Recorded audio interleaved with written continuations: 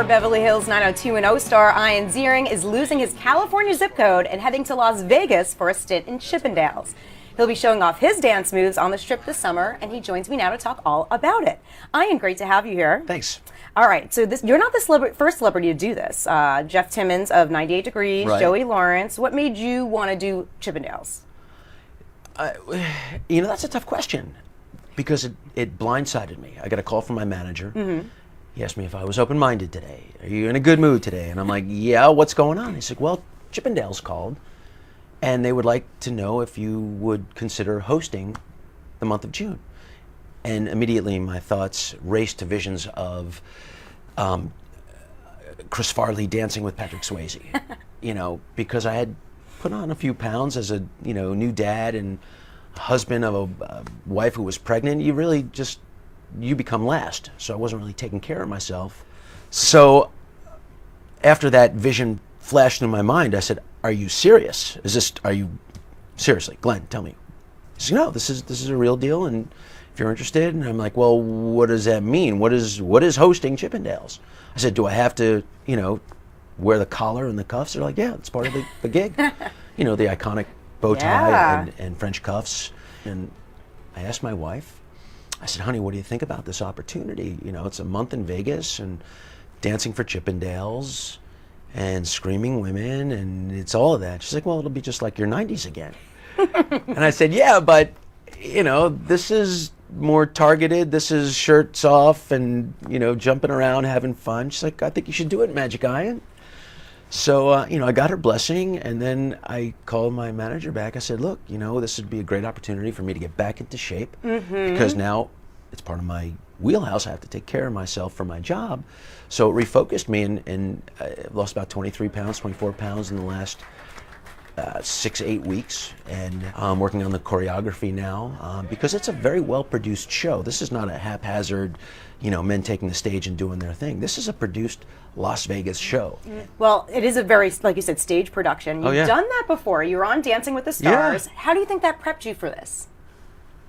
I think if it was drunk nightclub Dancing with the Stars, I think my single days in the bar scene probably would have gotten me a little further than formal ballroom dancing, but I've always had some rhythm. This is going to be a blast. I am so looking forward to this. It's ridiculous. I'm really excited about it. We're looking forward to seeing you out there. There was a point where TMZ called you fat. Yes. How did you get yourself into shape? You mentioned earlier, you're working out the last few weeks, but you're looking good. Well, thanks. Yeah. It was just back in the gym and dieting and, eating right and exercising. And, these guys, they're all I think average 6'5", 240 pounds of twisted steel and sex appeal. So to get up on stage with these Adonises that's a little scary. Right. I have to ask, when you look back on your time on Beverly Hills 90210, what do you remember most? Tiffany Thiessen flashing her chest at me. That's pretty memorable. Yeah, that's emblazoned right in my mind. That was pretty memorable. It was at Steve's 21st birthday party where the Goo Goo Dolls played, and I'll remember vividly how I had this long walk and talk with Jason Priestley down one of the corridors of the Queen Mary, and then I said, okay, good night, Brandon, and I walked into my room, and I opened the door, and Tiffany was just right behind the door, and she goes like this and flashed me real quick, and it's so funny because I see that episode every once in a while, and I'm walking, and all of a sudden I open the door and I go like this, and I walk in, and it's just, I had so much fun on that show. It was like a jungle gym for 10 years. Steve Sanders. Yeah. Steve Sanders. Every day I'd open the script with eager anticipation, wondering what this bonehead was going to get into next. And I got to live vicariously through his exploits. It was really a dream job. He wasn't all good guy. He wasn't all bad guy. He was like the kind of guy we all knew in high school who would screw up once in a while, but, was fun.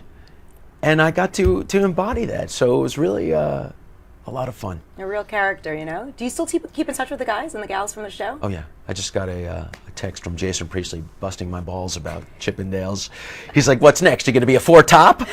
Play in Vegas? Congratulations, you're a dad for the second time. Yeah. What's the best part of being a father? The overwhelming joy that you can't even grasp when people tell you about how wonderful it is to have kids and you don't have them yet. you understand how great it is, but you can't fathom the depth of that comment until you're holding your own kids. So love's in full bloom in my house. I'm a lucky guy. A lot to be thankful for. Thanks. Thanks for coming in today. Hey, thanks for having me. Yeah, Ian Ziering. You can catch him on Chippendales this summer. Yeah, come on out, June, for at the Rio. The Rio. And for this and all things entertainment, stay with CBSNews.com.